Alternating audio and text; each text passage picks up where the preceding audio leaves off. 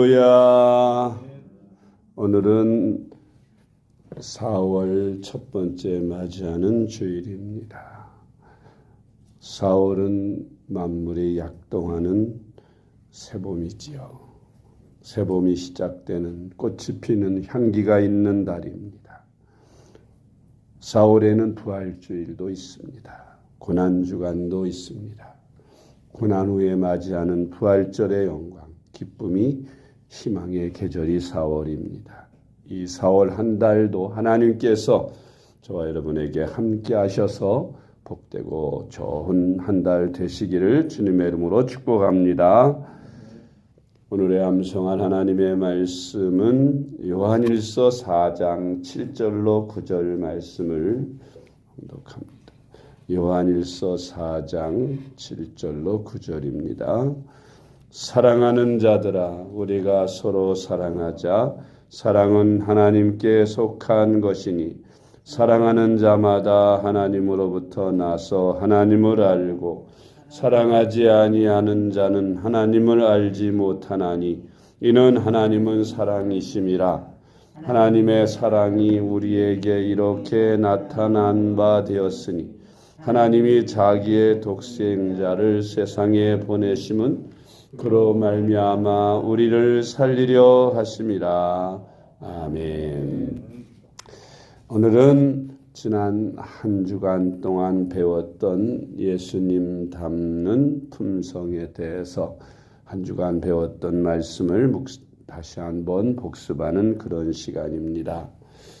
우리가 지난 첫 번째 날에 품성에 대해서 첫 번째 품성은 예수님 닮는 품성이 경청이라는 말씀이었죠.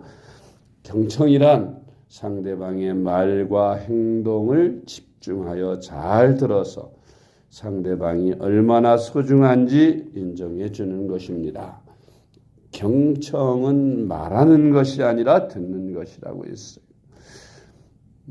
제자들에게 항상 학교에 가서 공부를 할 때 공부를 잘하는 비결이 뭐냐?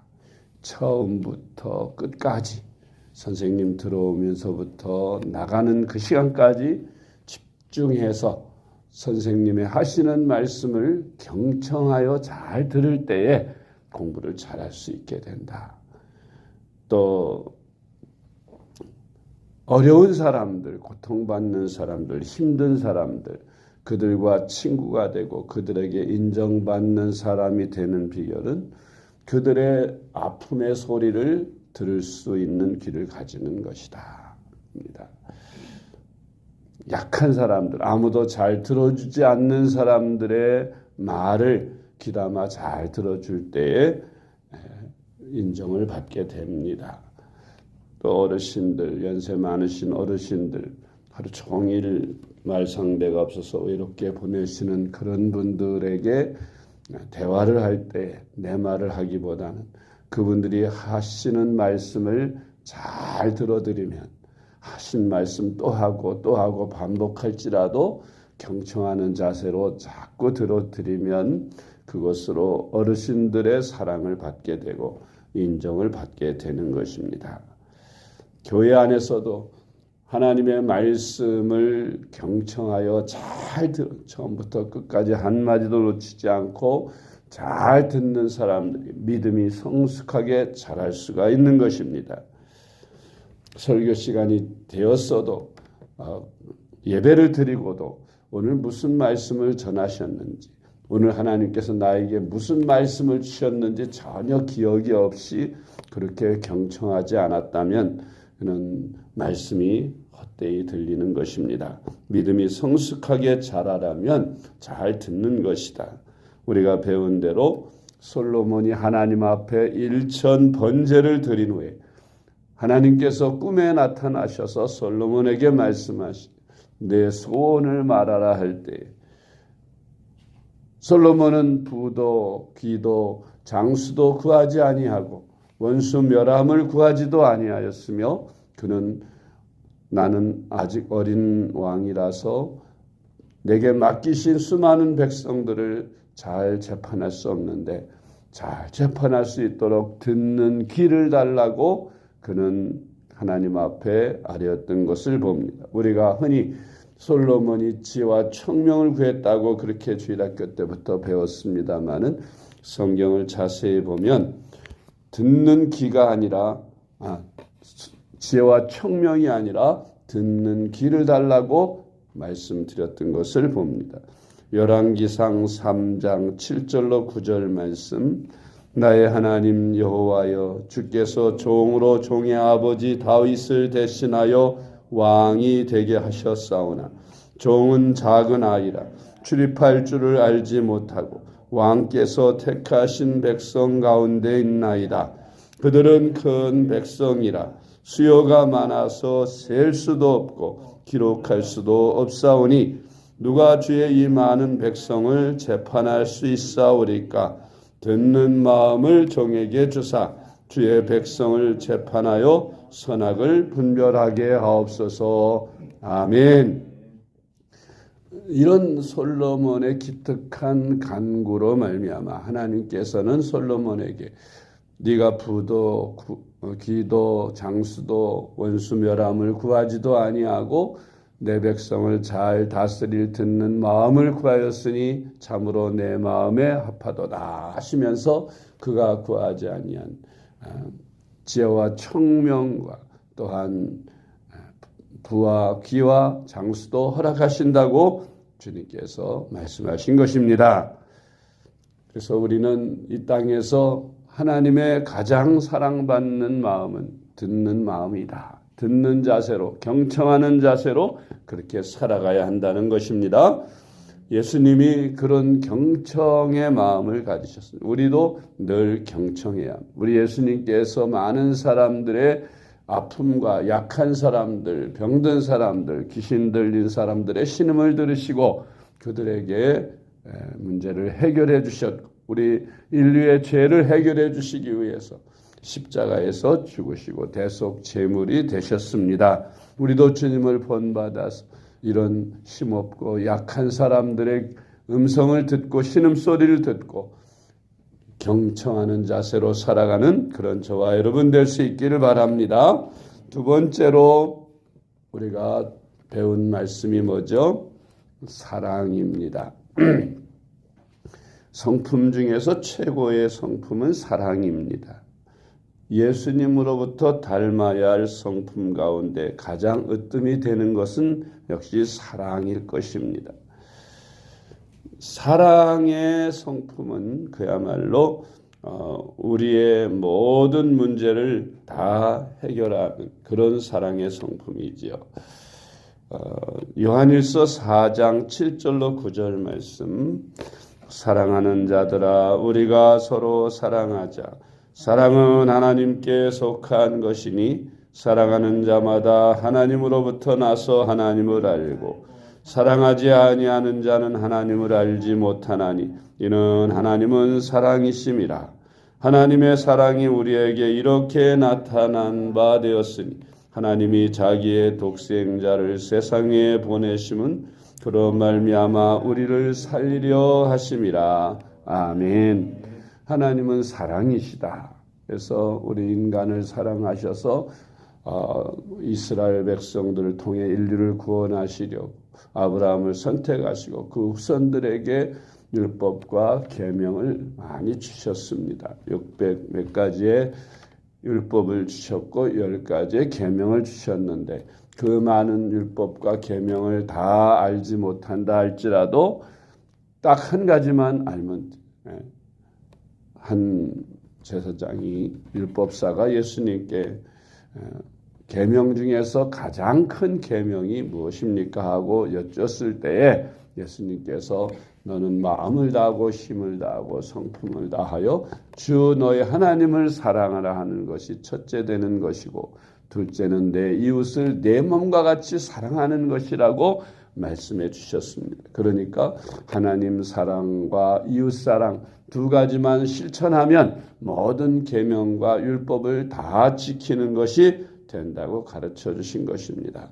우리는 이 모든 은사의 가장 완성이 사랑의 은사요. 또 성령의 9가지 열매 중에 가장 큰 열매가 사랑의 열매인 것을 꼭 기억하시고 예수님의 그 사랑의 성품, 자신의 모든 것을 다 헌신하며 주시기까지 사랑하셨던 그 사랑을 우리도 실천하여 살아가야 할 것입니다. 세 번째로 뭐였죠? 용서였습니다. 그리스도인이라면 누구나 다 용서를 경험합니다. 심판받을 죄인이고 악한 자들이었으나 하나님의 사랑을 받아 예수님의 사랑을 받아서 우리는 값없이 용서받아 은혜로 구원을 받게 되었습니다. 이런 용서를 체험한 우리는 또 다른 사람들의 허물과 죄를 용서해야 한다. 용서하는 마음이 없이는 결코 하나님께로부터 용서를 받을 수 없다는 것이죠. 내게 엄청난 아픔과 손해를 끼친 원한 맺힌 사람들일지라도 그가 내 앞에 잘못을 용서를 구할 때에 용서해 주는데 베드로가 여쭌 것처럼 몇 번까지 용서합니까? 7번이라도 용서하라고 주님께서는 용서는 끝이 없음을 가르쳐 주셨습니다. 요셉이 용서했던 것처럼 그 형들 자기를 어렸을 때 팔아서 노예가 되게 한 그 원한 맺힌 형들의 죄와 허물을 다 용서한 요셉처럼 우리도 우리 앞에 허물을 범하고 괴롭게 하고 원한 맺힌 그 많은 원수들에 대하여 용서하는 마음을 가져야겠습니다. 창세기 50장 19절로 21절 말씀. 요셉이 그들에게 이르되 두려워하지 마소서. 내가 하나님을 대신하리이까. 당신들은 나를 해하려 하였으나 하나님은 그것을 선으로 바꾸사 오늘과 같이 많은 백성의 생명을 구원하게 하시려 하셨나니 당신들은 두려워하지 마소서. 내가 당신들과 당신들의 자녀를 기르리이다 하고 그들을 간곡한 말로 위로하였더라. 아멘.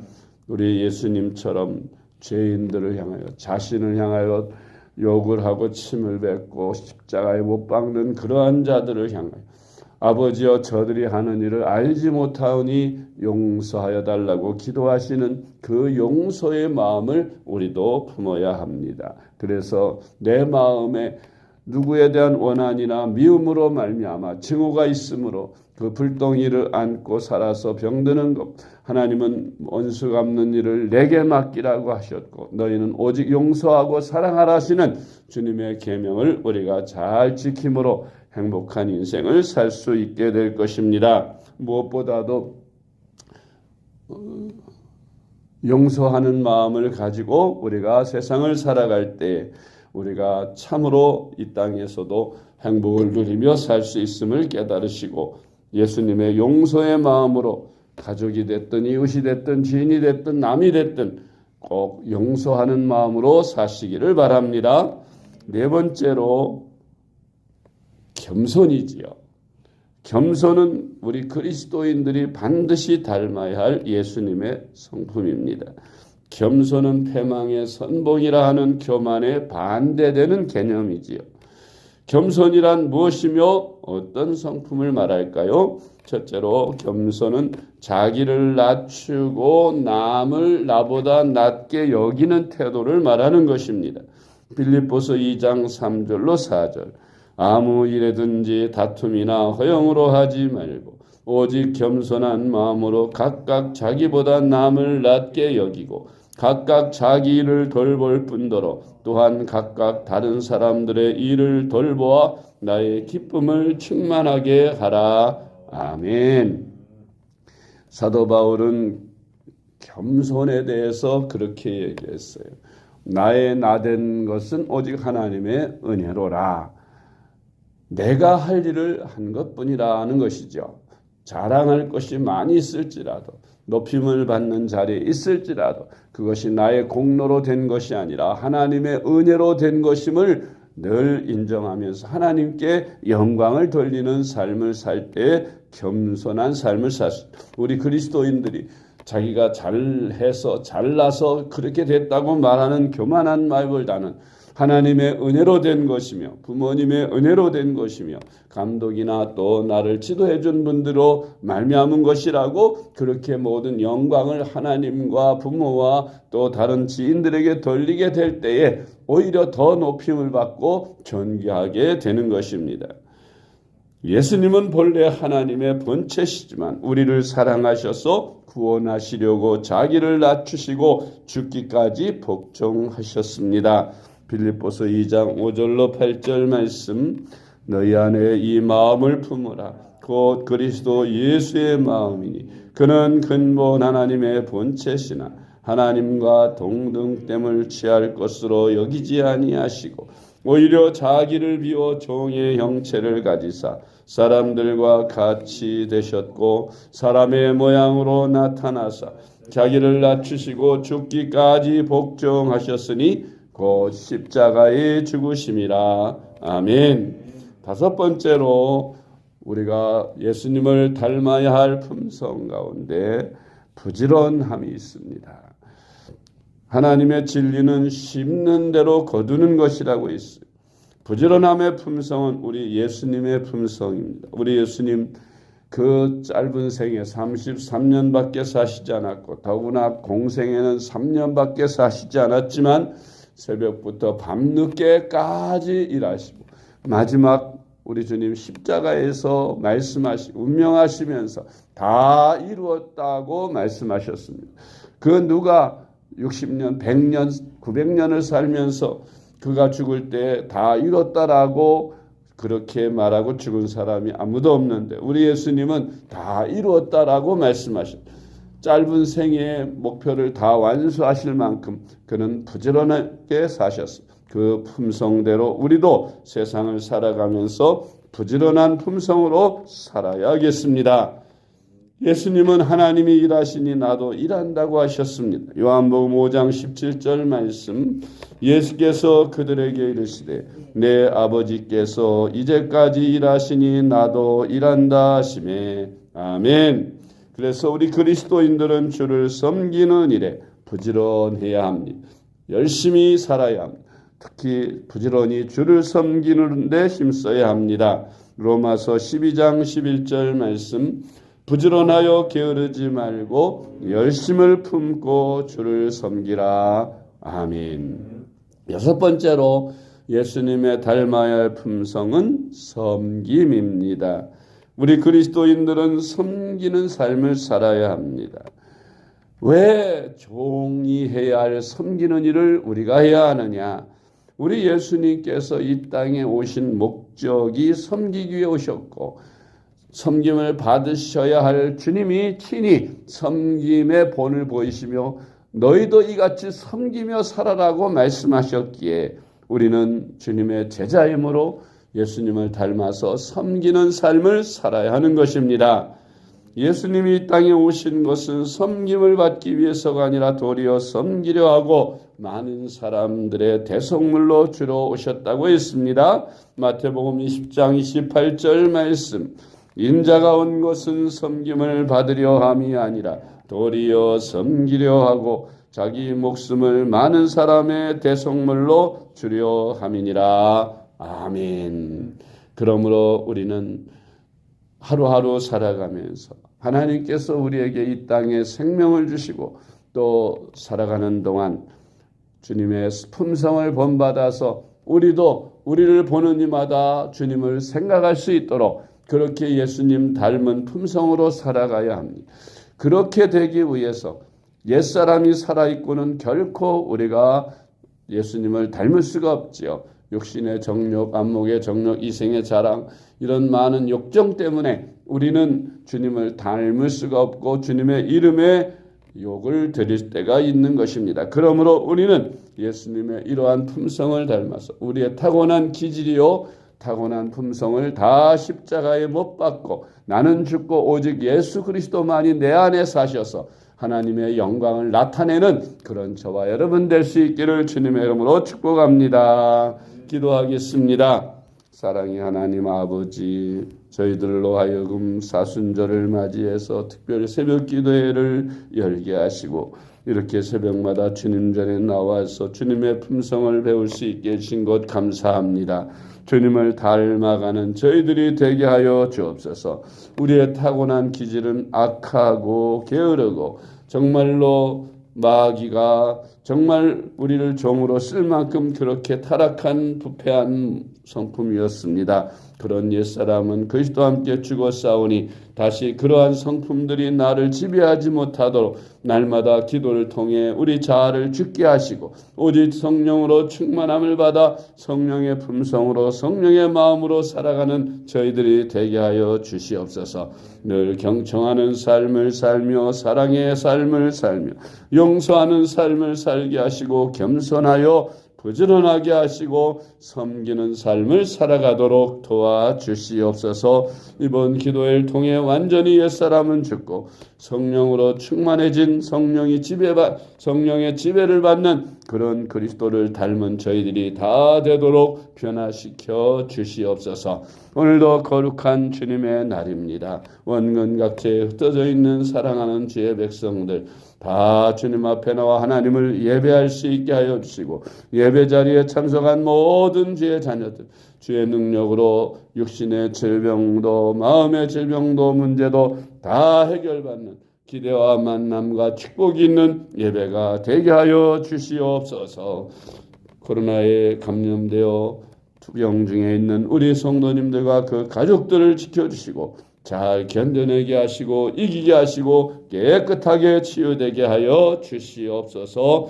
오늘도 주께서 함께하사 하늘문을 여시고 단에 세우시는 주의 종을 통하여 주시는 말씀이 저희들에게 생명의 양식이 되게 하시고 은혜와 축복이 넘치는 날 되도록 하나님 아버지 함께하여 주시옵소서.